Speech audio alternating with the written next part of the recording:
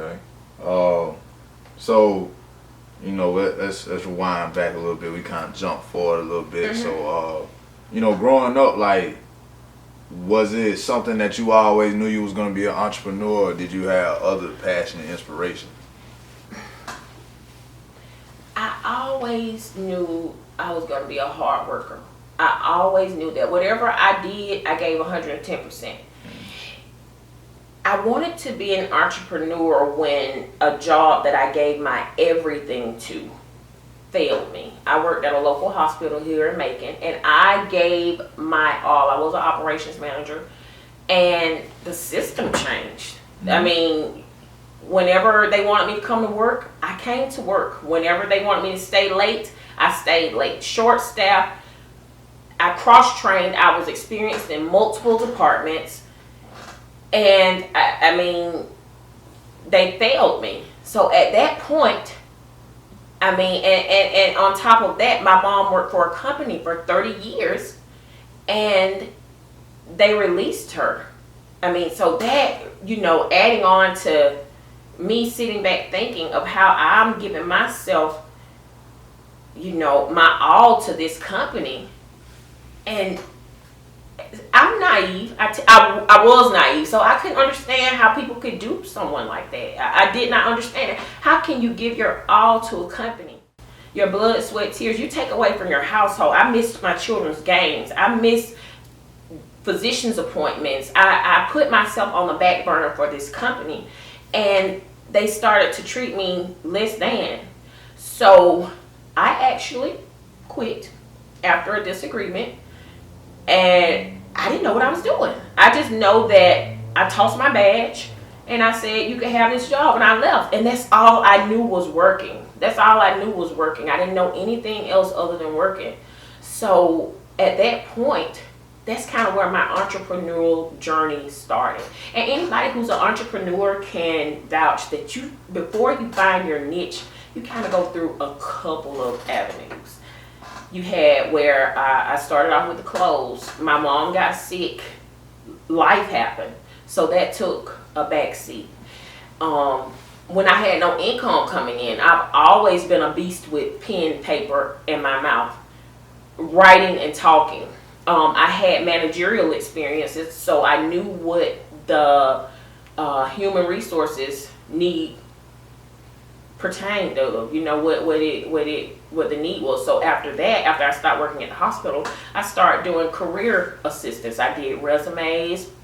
I mean, looking back, I wowed myself because at that time my rent was what, $550, $600, and I did. I mean, I would put a special up for a resume, and thank God, me being who I am, people. I mean, I would stay up till I got my rent money. You talking about $50 documents, $35 documents, completing applications.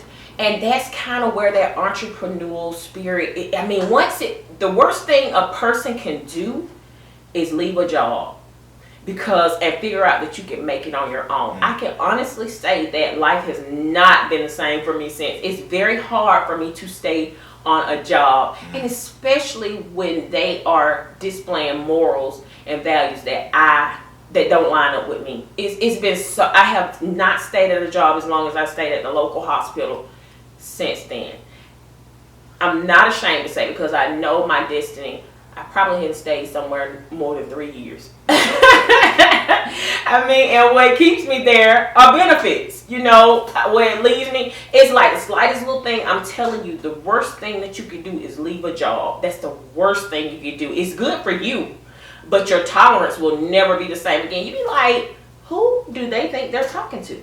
Who are you talking to? I mean, it's like you go blank. You be like, you don't accept it. So that's where my entrepreneurial spirit came from. It went from the clothing line to Kristyles consulting and career placement, and then it's going up from there. But like I say, any successful entrepreneur, they try different avenues until they find their niche. Not exactly what the people like, but it's very important for you to like it as well. So whereas I may have been good with the clothing, and I may have been good with the resume, the career placement services, it necessarily didn't bring me peace. So you know, you go on another journey to find what makes you happy. Absolutely. And, you know, just to quote one of my, you know, favorite entrepreneurs and moguls, Dame Dash, you know, I had the pleasure to meet him in 2018.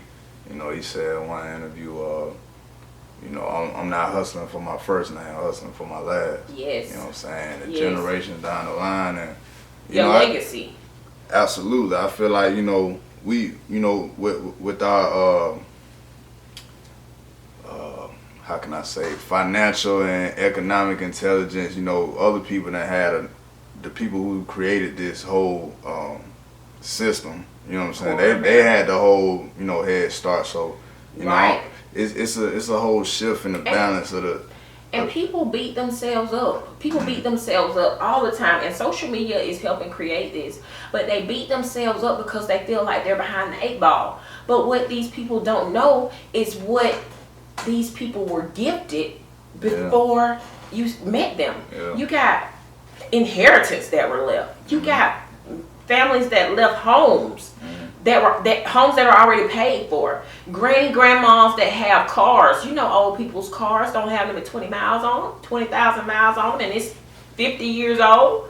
You got that car. So those things alone put certain people above the 8 ball, and we have got to stop beating ourselves up about it, because you, just like they don't know your history, you don't know theirs. And people are social media is not helping. That is not helping. It's really flawed, because people are comparing their lives to others just by what we were just discussing, perception. And it's a lie. It's definitely a lie. People build and create what they want you to believe. What did we talk about? Building a lifestyle, creating a lifestyle. But once you get to know these people, you go home with them, they peeling all this stuff off. Yeah. They calling the bill collectors. Making arrangements. And so, it's very important for me to create a life that's concrete and real, not only in the front, but in the back as well.